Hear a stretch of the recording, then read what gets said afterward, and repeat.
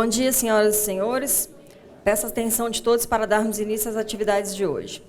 A ABMES sente-se honrada em receber mantenedores, dirigentes, professores e demais convidados para a realização do seminário Instrumentos de Avaliação Institucional Externa e Interna, Visão Integrada dos Processos e o Papel das CPAs. O INEP-MEC, órgão responsável pela avaliação de instituições de educação superior, ao buscar o aperfeiçoamento contínuo dos instrumentos de avaliação institucional previstos na Lei dos Sinais, avança e fortalece os objetivos de promover a melhoria da educação superior, a expansão de sua oferta, a valorização e a afirmação dos compromissos sociais das IES. Se, por um lado, é imperioso conhecer os novos instrumentos do INEP para avaliação institucional, por outro, é chegada a hora de fortalecer o papel das comissões próprias de avaliação, as CPAs, como instâncias estratégicas para a avaliação das IES. Convidamos para compor a mesa o professor Gabriel Mário Rodrigues, presidente da ABMES.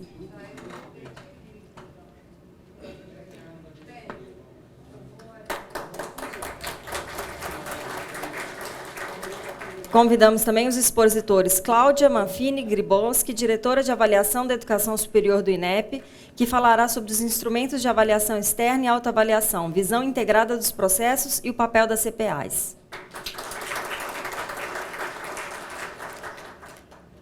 Também Marcos Eduardo Casa, membro da CPA da Universidade de Caxias do Sul, que falará sobre o papel estratégico das CPAs no processo de avaliação das IES. Convidamos ainda a professora Carmen Luísa da Silva, vice-presidente da ABMES. Após as exposições, nós faremos um breve intervalo e, na sequência, teremos um debate para esclarecimento das dúvidas. Nós lembramos que o nosso seminário é transmitido ao vivo pela internet e solicitamos a gentileza de que as perguntas sejam feitas apenas por escrito, por meio dos formulários que se encontram nas pastas. Agradecer a participação de todos. Convido para fazer uso da palavra o professor Gabriel, que dará início aos trabalhos.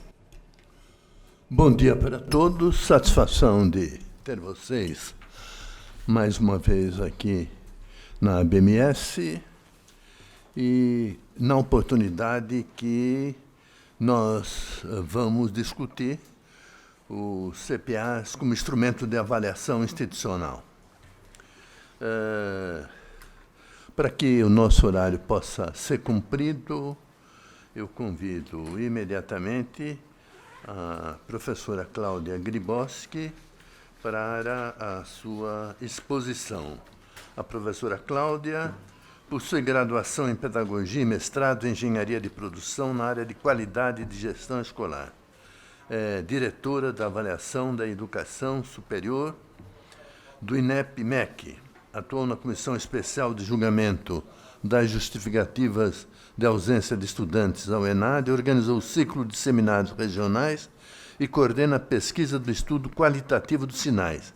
É membro da Comissão Técnica de Acompanhamento da Avaliação, CTAA, para julgamento dos recursos sobre os resultados da avaliação das IES e de cursos de graduação. É membro nato da Comissão Nacional de Avaliação do Ensino Superior, o CONAS.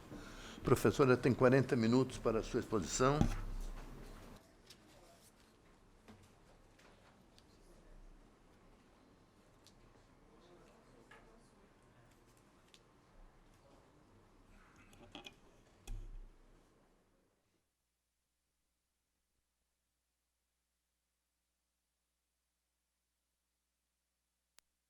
Eu quero cumprimentar o professor Gabriel e, em nome do presidente da ABMES, agradecer o convite para, mais uma vez, o INEP estar aqui trazendo referenciais para a avaliação e com a proposta de disseminar essas atividades, e, em especial, estabelecer um diálogo com as instituições de educação superior para aprimoramento do processo de avaliação da educação superior.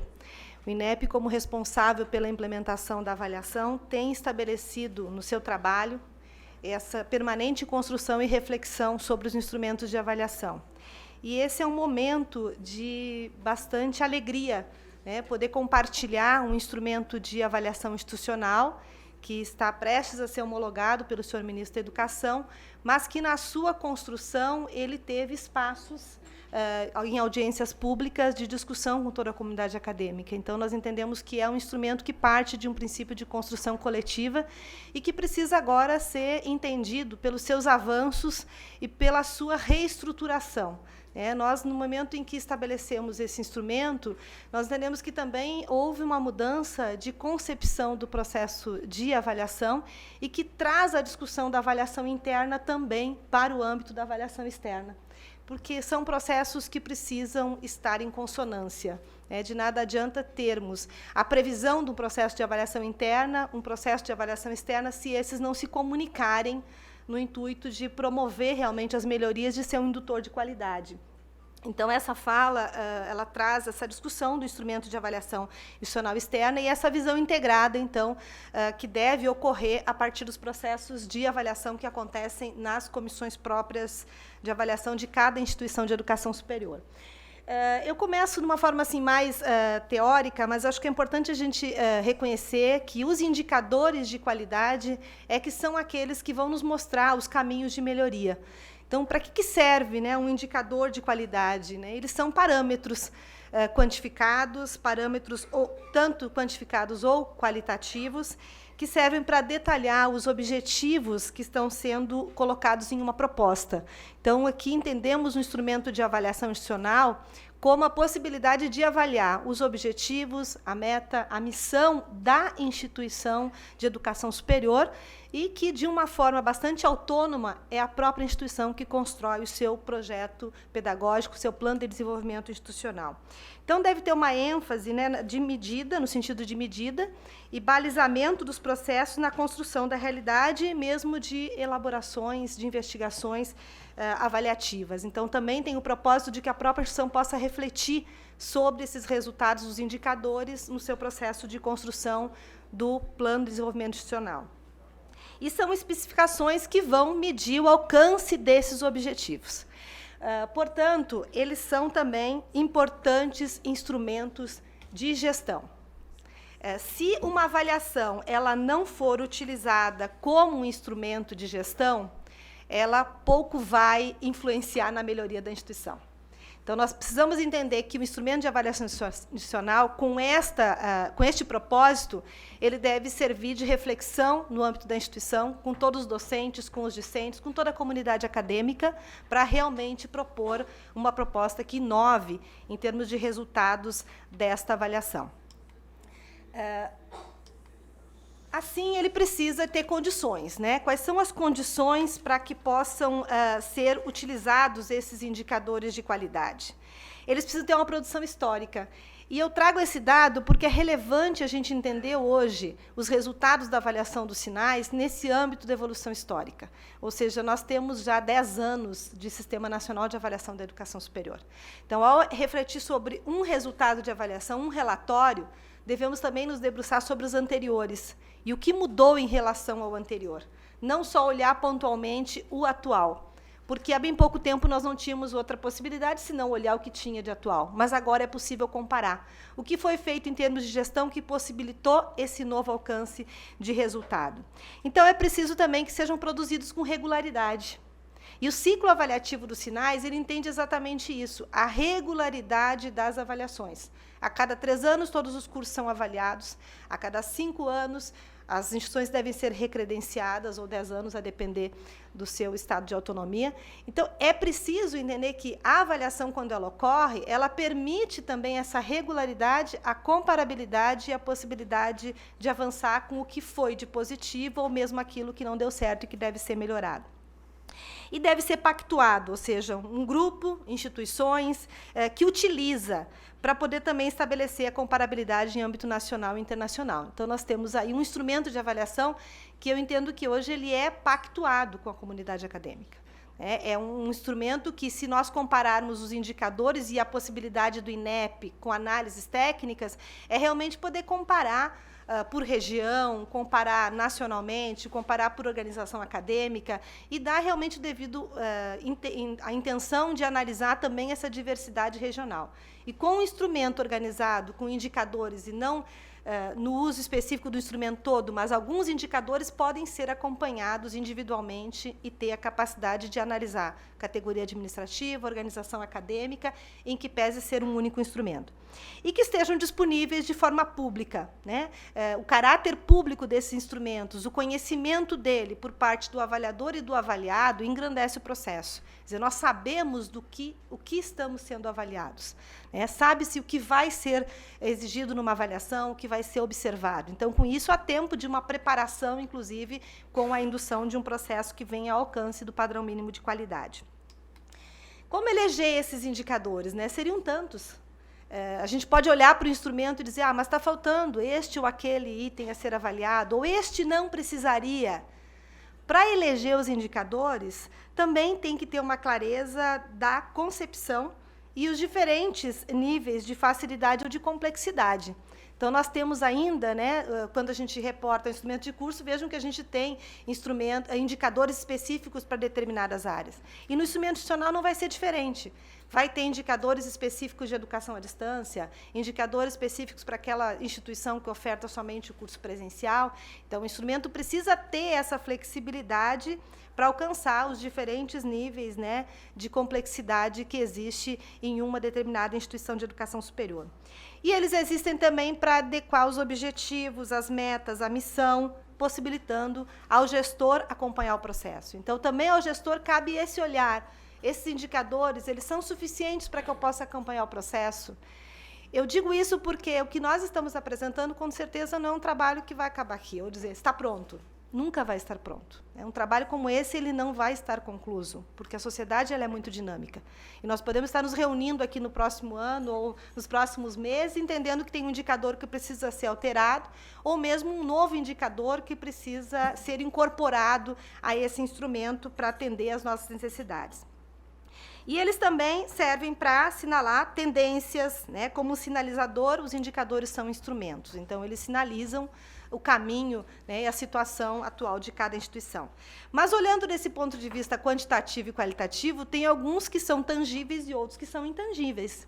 Então, a gente gostaria, às vezes, de avaliar o intangível, né, que são valores, condutas, atitudes. Isso é muito difícil. Então, a gente também cai na possibilidade de avaliar muito mais aquilo que é facilmente observável, a gestão, a legislação. Então, com certeza, esse critério subjetivo ele está num olhar, muitas vezes, de capacitação e formação dos avaliadores para que possibilite alcançar também esse aspecto da realidade. Esses indicadores, então, qualitativos, eles devem ser construídos de forma participativa. Mais uma vez, eu chamo essa atenção, porque são balizas que vão alcançar essa profundidade e talvez a gente ainda não tenha amadurecimento suficiente para incorporar instrumento, indicadores mais qualitativos e que isso vai acontecer naturalmente com essa discussão e com essa preparação. Nós estamos num momento em que muitas avaliações estão acontecendo. Esse ano, novamente, o INEP chega a 5.000 avaliações por ano. Então, tem uma série histórica aí de 2010 com quase 5.000, em 2011 também com 5.200, em 2012 também, e de novo em 2013. Então, vejam, é um número grande de avaliações que permitem essa comparabilidade e a instituição também percebe. Logo, ela vai receber outra avaliação e pode estar comparando. Então, a participação ela é essencial para a construção dos indicadores, pois a participação política no cotidiano dessa dimensão humana da qualidade, da capacidade de autogerir, da criatividade que desenha caminhos futuros, da autodeterminação e da autopromoção dos sujeitos. Eu trago aqui uma fala do Pedro Demo para dizer da importância também de avançarmos com uma avaliação qualitativa. E aí, com todo esse conceito, que foi a discussão que a gente teve, do que são indicadores, o seu propósito, a sua importância, nós voltamos aos princípios dos sinais. Por quê? Uma mudança que está acontecendo nos instrumentos, ela primeiro deve se reportar. E o que está estabelecido na lei é ainda o que nós buscamos, nós temos ainda como meta, é isso que está pressupondo a construção do instrumento. Então, o princípio fundamental dos sinais, né? A responsabilidade com a qualidade da educação superior. O instrumento deve demonstrar em que condições a instituição ela trabalha de forma responsável com a comunidade e ela remete o seu trabalho para uma inovação, para uma mudança na comunidade. A diversidade, reconhecer a diversidade do sistema, então são realmente diferentes instituições em diferentes locais do nosso país, e é o projeto pedagógico, ou seja, o plano de desenvolvimento institucional que vai mostrar a realidade da instituição. Por que eu afirmo essa questão do PDI? Porque o instrumento ele volta-se todo a olhar para o PDI. E se ele se volta ao PDI, cada avaliação é única. Eu posso ter o mesmo instrumento, mas esse mesmo instrumento, se ele avalia diferentes planos de desenvolvimento institucional, a avaliação vai ser única em qualquer lugar. Independente disso, não é instrumento que tem que ser diferente em cada local, é o PDI. E, às vezes, isso não acontece. Às vezes, infelizmente, a gente ainda encontra o mesmo PDI em diferentes regiões do país. Aí a gente chega a ponto de comparar como que o avaliador, né, deu 3 aqui e deu 4 ali. Se é a mesma coisa... Aí a gente faz... se o projeto é diferente, isso pode acontecer. Agora, se o projeto é igual, eu me equivoco achando que tem que ser tudo igual. Então, o que é diferente é o plano de desenvolvimento institucional. Com essa autonomia para a construção dos planos, nós temos a garantia da identidade. Cada instituição vai ganhando a sua identidade a partir do seu plano de desenvolvimento institucional. Cada instituição é uma. E deve ser avaliado, então, na sua globalidade, que é um outro princípio fundamental dos sinais, ou seja, a instituição deve ser avaliada por um conjunto significativo de indicadores de qualidade. Nós temos nesse instrumento mais de 50 indicadores. Pode ser que tenha que haver outros ainda, mas esse conjunto de indicadores deve ter representatividade suficiente para mostrar a qualidade da instituição. E a continuidade do processo avaliativo a partir do ciclo avaliativo dos sinais, que eu já falei aqui, de reportar as avaliações anteriores e o acompanhamento disso, o caráter público dos procedimentos e a participação através do avanço permanente dos instrumentos de avaliação com debates acadêmicos. Quer dizer, depois da implementação desse instrumento, nós devemos nos reunir novamente, né, para saber qual foi o alcance, a eficácia, a efetividade desse instrumento e que melhorias a gente deve fazer. Eu acho que esse é um processo permanente que deve acontecer com os instrumentos dos sinais. Isso acontece para o ENAD a cada ano na discussão da construção de um novo item, de uma nova prova, e não é diferente na avaliação in loco. Então, discutir se esse instrumento ainda está produzindo resultados como um indutor de qualidade. O artigo 3º da lei, então, fala da importância da avaliação interna e da avaliação externa, com aspectos e objetivos que ficam muito claros, ou seja, a avaliação interna, o objetivo de identificar o perfil da instituição, né, por meio das diferentes atividades realizadas por ela própria. Os cursos, os programas, os projetos. A autoavaliação, coordenada pelas CPAs, que ganha um destaque muito grande nesse instrumento, e constituída por um ato, né, do dirigente máximo da instituição. Isso com o propósito de dar a credibilidade a essa CPA e a todo o processo que ela realiza. Diria que hoje, além dessa indicação de constituição da CPA por meio do dirigente máximo, nós estamos colocando esse requisito agora no novo instrumento como requisito legal. Quer dizer, tem que ter o ato. Antes era só ter o ato ou não ter, agora ele é um requisito legal. O não atendimento leva ao não atendimento a um requisito legal. E a avaliação externa in loco, então, realizada externa. São consultores, especialistas, docentes da educação superior, docentes que têm experiência em gestão para avaliar a instituição e que, então, são capacitados para que possam participar e conduzir os processos de avaliação externa. Nesse instrumento, então, nós trazemos aqui uma reorganização dos eixos, quer dizer, não há nenhum novo eixo. Nós estamos há 10 anos avaliando o que está proposto na lei, e isso permanece. Quer dizer, não há o que mudar em termos do que está posto em lei. Mas uma reorganização era extremamente necessário. Falar de um instrumento de avaliação institucional, onde nós avaliávamos a missão e o PDI em uma dimensão, e depois as demais dimensões dentro da instituição, ensino, pesquisa, era a mesma coisa que dizer, eu dou 5 para o PDI, mas depois eu dou 4 para a pesquisa e extensão. Mas a pesquisa e extensão está dentro do PDI. Então, o PDI ele é um eixo transversal, ele é o instrumento que vai ser avaliado. Não cabe a ele ter uma dimensão em separado, mas sim estar articulado com todas as outras dimensões. E aí veio a proposta, depois de muitas discussões, com a Comissão de Revisão dos Instrumentos de Avaliação, de organização por eixos, contemplando as dimensões atuais. Isso, com certeza, e é o que nós estamos propondo, a possibilidade de ter maior diálogo entre as dimensões. Quando a gente pensa numa análise de sustentabilidade financeira, que é um indicador bastante criticado, até pela possibilidade e capacidade do avaliador de analisar um balancete. Não é essa a intenção, mas que a gente possa ter conhecimento dentro da instituição, no âmbito da sustentabilidade financeira, se um projeto tem início, meio e fim. Isso é sustentabilidade financeira. Se o que a instituição está propondo em termos de cursos e programas está realmente acontecendo ou parou no meio.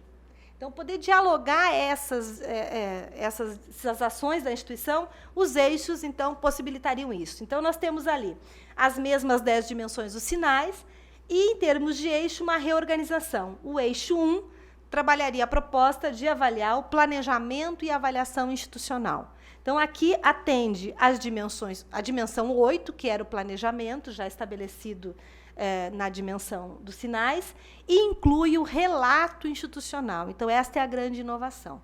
O que é o relato institucional? Mais adiante eu vou falar mais detalhadamente. Mas o trabalho da CPA vai ser demonstrado nesse relato institucional. Qual foi a análise que a CPA fez dos instrumentos de avaliação externa, dos resultados, dos projetos, o que a CPA realizou, então ela vai relatar nesse instrumento de avaliação institucional. O eixo 2 é o eixo do desenvolvimento institucional. Aqui vai agrupar duas dimensões, a dimensão 1, que é a missão e PDI, e a dimensão 3, a responsabilidade social da instituição. O eixo 3, políticas acadêmicas, ele agrupa as dimensões 2, 4 e 9, a política para o ensino, pesquisa e extensão, ensino, pesquisa e pós-graduação e extensão, e também a comunicação com a sociedade, e a 9, políticas de atendimento aos estudantes. O eixo 4 vai tratar das políticas de gestão, que atende às dimensões políticas de pessoal, carreira, corpo docente técnico-administrativo, a organização da gestão da IES e a sustentabilidade financeira. Veja, ela está agrupada para que haja essa análise de um contexto mais ampliado. E o eixo 5, a infraestrutura, ela continuou como um único eixo, porque atende à dimensão 7 da infraestrutura. O que se discute, então, nesse instrumento? É uma mudança de concepção, quer dizer, busca, e não é fácil, não vai ser fácil trabalhar essa comunicação, tanto em termos de preenchimento desse formulário eletrônico, que a instituição precisa ter um formato também de diálogo a partir da ação da CPA e das suas ações internas. E ele altera a concepção também porque traz um conjunto de novos indicadores que vão proporcionar a indução de qualidade, ainda que não sejam realizados na instituição. Então, como instrumento matricial porque ele é um instrumento, ele continua na mesma concepção do instrumento de curso, ele vai atender o credenciamento, o recredenciamento e agrega ainda a mudança de status, ou seja, a mudança de organização acadêmica. A proposta é que, a partir da avaliação realizada, se busque, então, alteração de organização acadêmica e ainda naquele conceito de que o credenciamento é um projeto. E o recredenciamento ele está implantado. Então, os termos previsto e implantado, eles possibilitam a análise ou de um projeto, que é o credenciamento, ou de uma proposta já implementada, que é o recredenciamento. O caráter inovador a partir dos eixos, o eixo que aparece como novo é o planejamento de avaliação institucional e o desenvolvimento institucional. E reforça e promove o processo de avaliação interna. O INEP já está fazendo, nesse segundo semestre, junto com a CONAS, seminários com as CPAs, já estamos discutindo esse instrumento para buscar também que as CPAs se motivem a esse trabalho e tenham conhecimento sobre essas mudanças. Essa semana, dia 6, em Salvador, é o último seminário, foram 6 seminários. E nós percebemos nesses seminários o quanto as instituições estão envolvidas e o quanto a CPA pode ainda se desenvolver mais nesse trabalho de cooperação com a avaliação interna. As CPAs apresentaram mais de 150 artigos. Todos eles estão na página do INEP, falando das atividades, seja na sua estruturação, seja nas suas experiências, na construção dos instrumentos. Então, também a autonomia das CPAs e o trabalho técnico que eles devem fazer de organização do instrumento que se adequa à realidade da instituição. Então, tem que se aproximar essas duas realidades. Nessa proposta surge, então, a importância do relato institucional, também os processos de autoavaliação como subsídio da gestão. Nós queremos saber como que a gestão utiliza esses resultados para a sua gestão institucional e a inclusão de novos indicadores, que aqui, como indutores de qualidade, nós trazemos um indicador de internacionalização, que pode revelar que ações que as instituições desenvolvem, seja de mobilidade acadêmica de estudantes, também de docentes, ou mesmo inovações no sentido da oferta de disciplinas em língua estrangeira, o que a instituição está mobilizando de recursos e de propostas para promover um processo de internacionalização. Também a política de egressos, o que a instituição tem desenvolvido com relação aos egressos, o acompanhamento dos egressos, a sua relação com esses estudantes que estiveram na instituição. Então, tem 2 indicadores que vão tratar especificamente desta política de egressos, e indicadores também de inovação tecnológica e propriedade intelectual. Então, nesse instrumento, nós buscamos, como indutor de qualidade, também começar a modernizar os projetos pedagógicos no sentido da realidade e do contexto que hoje vive a realidade brasileira. Nessa concepção do instrumento, então, nós vamos trabalhar com a consideração das especificidades das diferentes organizações acadêmicas, lembrando que essa especificidade ela está posta no plano de desenvolvimento institucional. O que é avaliado, o que é articulado para essa avaliação é o PDI e aos processos de avaliação interna e externa. Esse novo instrumento, a partir do relato institucional, preconiza que as CPAs devem promover essa discussão e as informações que subsidiam as melhorias da instituição. Por menores que sejam, às vezes a gente vê uma melhoria que advém de um resultado da CPA e acha que ela não é importante. Todas são importantes. Se ela veio de um processo de autoavaliação, ela é importante e a gestão deve considerar. Então, nós precisamos agora articular gestão e autoavaliação da instituição para promover essa integração. Então, veja, seja um questionário que foi aplicado para fins de melhoria no restaurante universitário. E ali os estudantes almejaram uma mudança que vem realmente atender uma necessidade deles. E a gestão implementou essa mudança. Isso deve ser relatado no relato institucional. Então, todas as demais avaliações externas, todas as ações institucionais decorrentes desse processo de autoavaliação deve constar no documento. E lembrando-se que a avaliação, ela tem um caráter também declaratório que a gente não pode esquecer. Que quem preenche o formulário de avaliação é a instituição de educação superior. Muitas vezes, nós nos deparamos com uma situação que a instituição esqueceu de colocar no formulário. E aí o avaliador não pode considerar de última hora o que não foi acrescido naquele formulário. Ou escreveu no formulário, mas não constava no PDI. E aí, de novo, o avaliador não considerou, e aí ele é muito mal porque ele não considera. Mas nós precisamos ter uma orientação clara de que esse trabalho ele tem um tempo de ser organizado e que essa informação declaratória ela faz parte da avaliação, que a instituição não deve deixar nada de fora para poder atender a essa avaliação. Ainda, nesse relato, a instituição deve evidenciar a interação do resultado do conjunto das avaliações em seu planejamento institucional. Um relatório de ENAD, ele é suficiente, eu diria, com todas as informações que ele tem, para promover um debate docente sobre organização curricular. E essa mudança de organização curricular tem que estar descrita, que foi a partir de um processo de reflexão interna que se buscou uma melhoria naquele projeto e na matriz curricular. Então, são atividades que, às vezes, falta um pouco também o registro. Nós temos que trabalhar com o registro dessas atividades. Seminários, eventos de extensão que, às vezes, estão ali colocados que foram feitos, mas não há um registro que comprove aquela atividade. Então, acho que também, como indutor de qualidade, esse novo formato, ele vai trabalhar numa nova orientação que é de registro desse trabalho que é feito na instituição e que deve ser considerado na hora de uma avaliação externa. Ainda com relação a esse relato, ele deve ser organizado, com uma síntese histórica né, do resultado dos processos avaliativos internos e externos da instituição, uma síntese histórica do planejamento das ações acadêmico-administrativas decorrentes dos resultados da avaliação. Então, possibilitar que realmente esse processo de reflexão que acontece na instituição, ele se transforma agora num importante elemento de avaliação externa.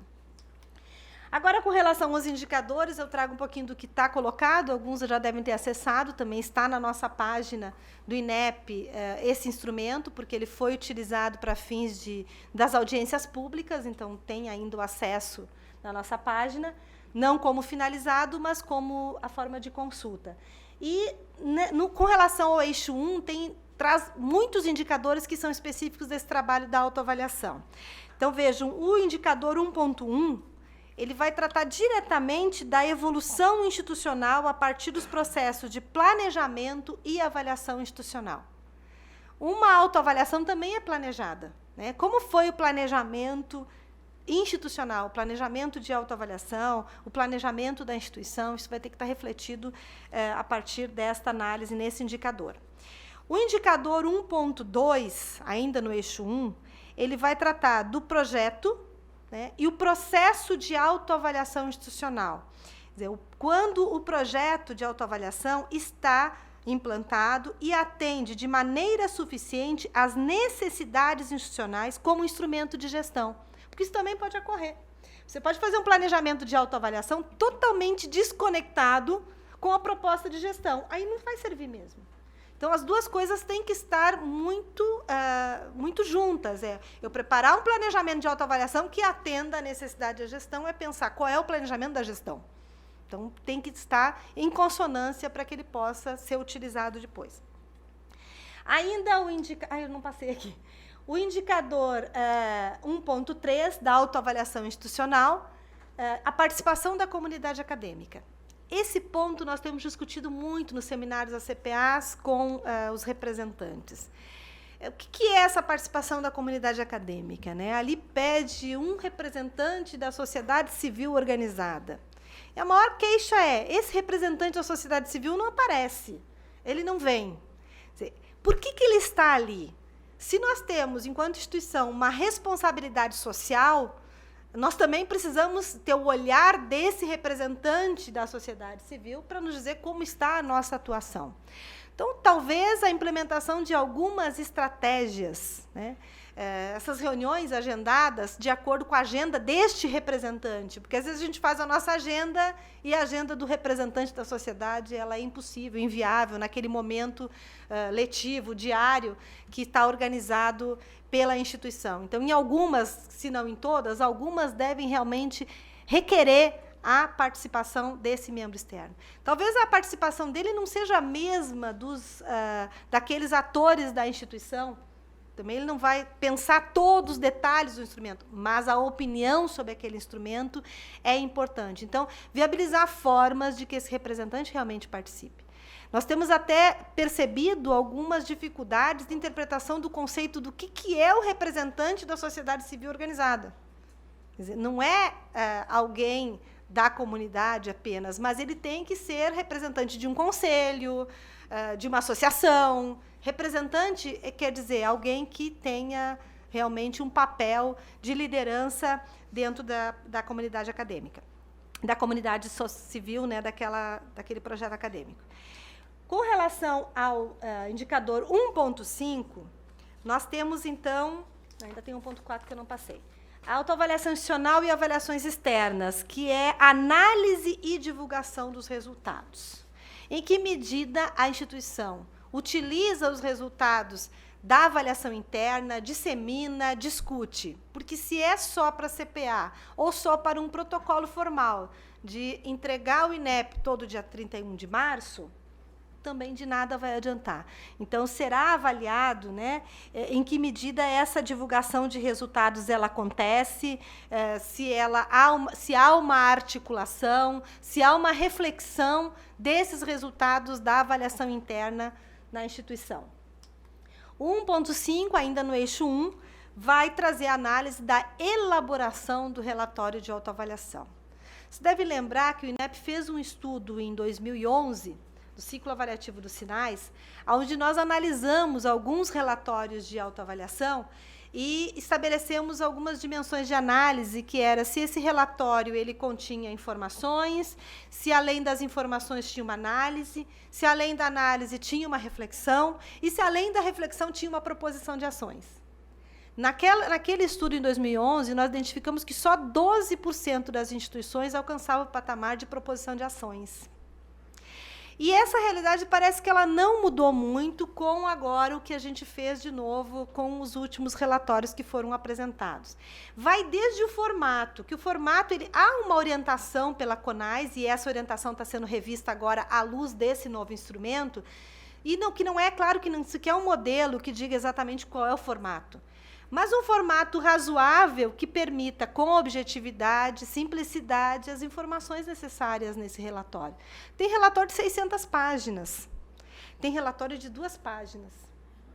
Tem relatório de 40 páginas que tem a primeira e a última. As 38 estão em branco. Então, não pode ser entendido apenas como um aspecto formal e burocrático. Esse relatório de autoavaliação, ou melhor, eu diria que a avaliação interna, ela é a alma da avaliação. Se não tiver uma avaliação interna, o processo de avaliação externa ele perde o sentido, porque é só o olhar externo e não vai ter nenhum reflexo a partir do que é realizado pela instituição. Nós temos ainda um indicador que vai estar lá na dimensão da infraestrutura, que é o indicador sobre a infraestrutura para a CPA. Isso é uma grande queixa também dos representantes das CPAs. Precisa de uma infraestrutura mínima para guardar os arquivos, né? Uma forma de também um trabalho de análise, uma estrutura que permita esse trabalho ao nível do que a gente tem apresentado nesse instrumento de avaliação institucional. Então, ele requer realmente um repensar da instituição para que ele venha a ser implementado com todas as condições de uma autoavaliação interna que garanta o que está posto aqui nesse instrumento. E aí, como eu tinha dito no início, como requisito legal e normativo, a gente inclui a comissão própria de avaliação, se ela está prevista ou implantada, como um requisito legal que o avaliador vai dizer atende ou não atende. Dentre outros requisitos legais e normativos que são revisados nesse instrumento até para fins de atualização. Eu estou dando destaque à questão da CPA, porque é nossa fala aqui. Então, a CPA, além de todo esse preenchimento, de atender esses indicadores, a gente prevê a reunião com a CPA, e já acontece hoje, com o objetivo de conhecer esse processo de autoavaliação desenvolvido pela instituição. Como que ele acontece? A CPA tem que estar preparada para essa reunião, para poder expressar, após ter ouvido a comunidade a respeito da autoavaliação, deverão ser retomados com a CPA, título aqui de orientação aos avaliadores, os aspectos destacados a fim de identificar coerências entre a proposta de autoavaliação e a sua efetividade. Então, após a análise desses indicadores, o avaliador, ainda numa reunião, ele vai tirar elementos de que essa autoavaliação realmente acontece de forma participativa e com todas as análises que são devidas. Alguns aspectos que devem ser destacados para avaliação in loco, algumas perguntas que eu trago e que são reflexões a partir desse novo instrumento. Como foi o processo de construção do plano de autoavaliação no contexto dos sinais? A elaboração do plano, como foi essa discussão? Quais as dimensões que foram avaliadas? Não é necessário que todos os anos se avaliem todas as dimensões. O que nós temos discutido é qual é o tempo para esse relatório estar completo. Quando a CONAS define que é todo 31 de março que vai ser entregue o relatório, por vezes ele vai ser parcial. Eu posso estabelecer um planejamento de autoavaliação que dure 3 anos. Nesses 3 anos, num determinado ano, eu vou avaliar o eixo 1, depois o eixo 3, ou o 4 e o 5, ou eu volto a avaliar 1 nos 3 anos. Isso é definição da instituição. Por isso que não é um modelo fechado, que não haja possibilidade de uma articulação da instituição. Na sua estrutura e organização, ela vai pensar o que vai ser avaliado durante esse período de 3 anos. Nós temos trabalhado com as CPAs, inclusive, para ouvi-los com relação a isso. Se são 3 anos que nós estamos estabelecendo relação com o ciclo avaliativo. porque os cursos também devem participar dessa autoavaliação. Se forem 3 anos, eu tenho a possibilidade de dar maior destaque à área da saúde em um ano, à área das engenharias no outro, né, e à área de ciências sociais aplicadas no outro. Ou se ele tem relação também com a duração do PDI. Então, as CPAs têm tido um papel importante nos seminários, nos trabalhos em grupo, com essa reflexão, né, de que forma nós podemos construir as orientações que depois vão ser publicadas pela CONAS, buscando construir esse instrumento conjunto com as CPAs. Quais são os instrumentos utilizados nas diferentes dimensões? O que a CPA aplica? É um questionário para o docente, para o discente, para a comunidade, para os técnicos, além de questionários, reuniões? Quais são os instrumentos que são utilizados para avaliar essas dimensões? Como ocorre a participação do corpo social nas diferentes avaliações?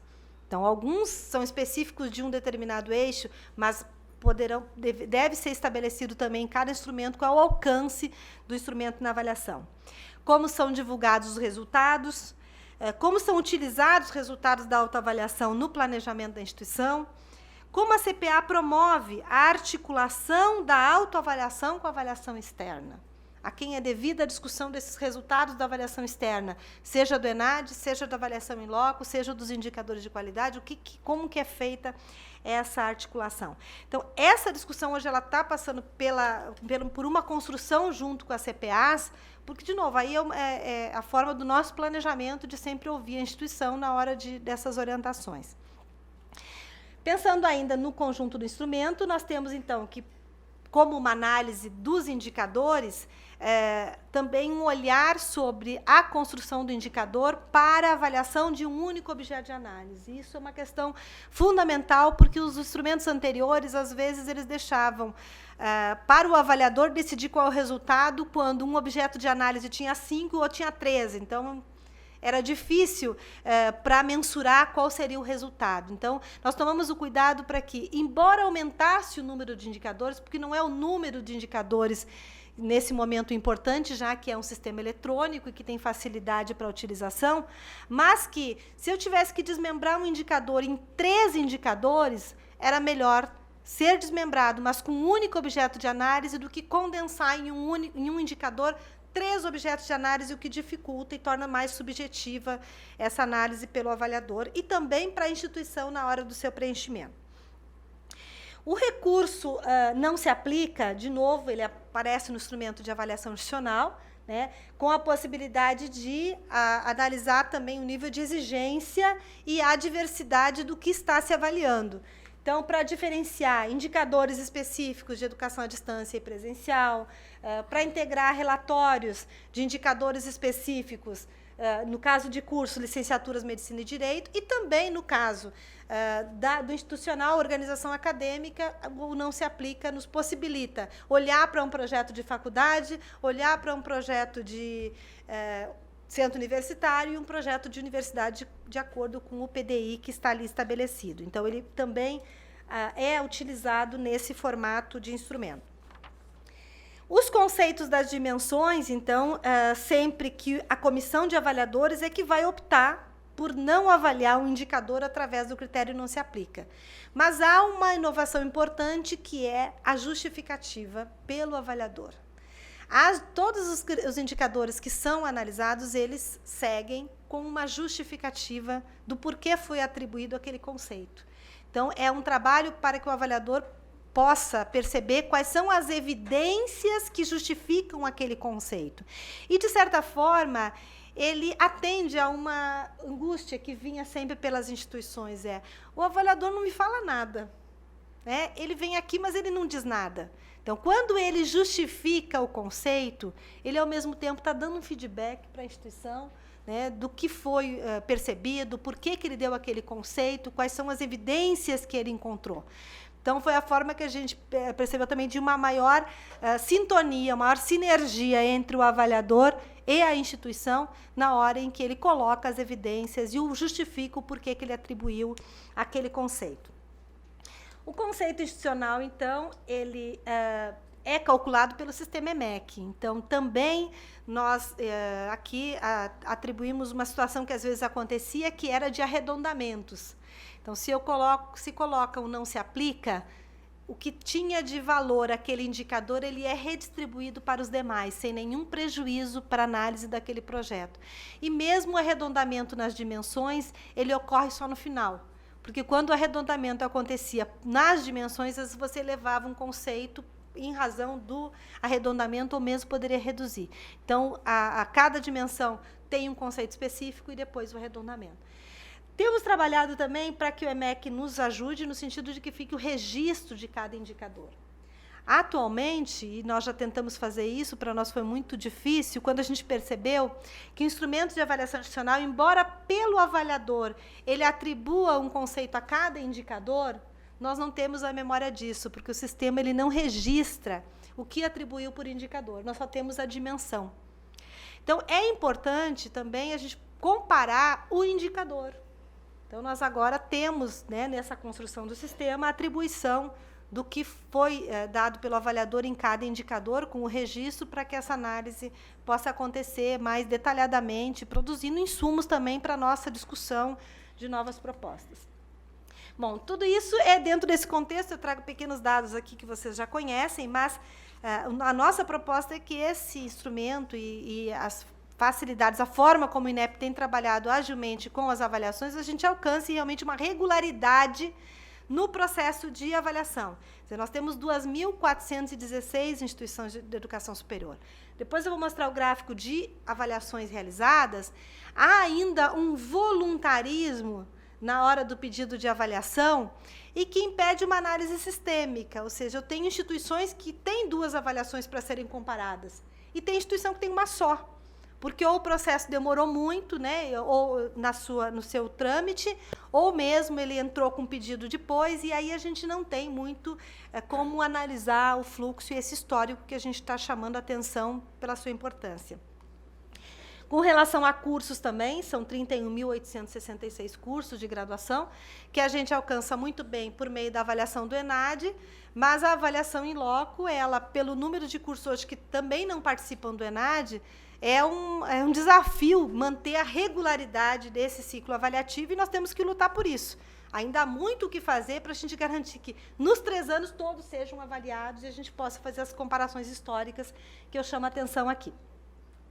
Então, vejam, olha o número que eu falei antes. Nós temos 2.416 instituições no censo. Quando a gente olha a curva de avaliações realizadas, nós temos ali um ápice em 2010, porque havia uma retenção grande de processos avaliados, de 909 instituições que foram avaliadas.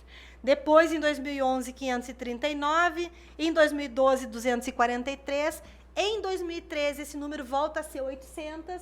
Então, eu começo a ver uma regularidade de instituições avaliadas. Quando eu tenho de novo, vai subir essa curva para 800, quando fechar agora o ano de 2013.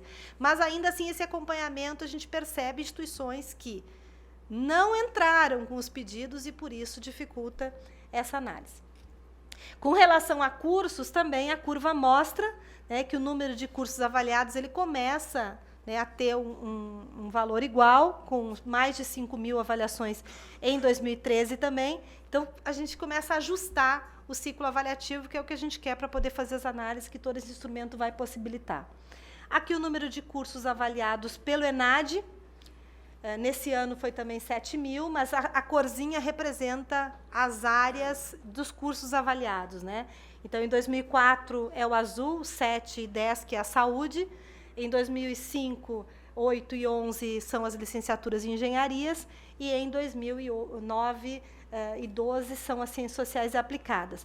Então, também há uma regularidade dos cursos que são avaliados pelo ENAD a partir dos critérios que são estabelecidos para que tenha avaliação pelo ENAD. Então, eu preciso ter essa comparação, o que foi avaliado pelo ENAD e o que foi avaliado em loco, para poder estabelecer essas análises.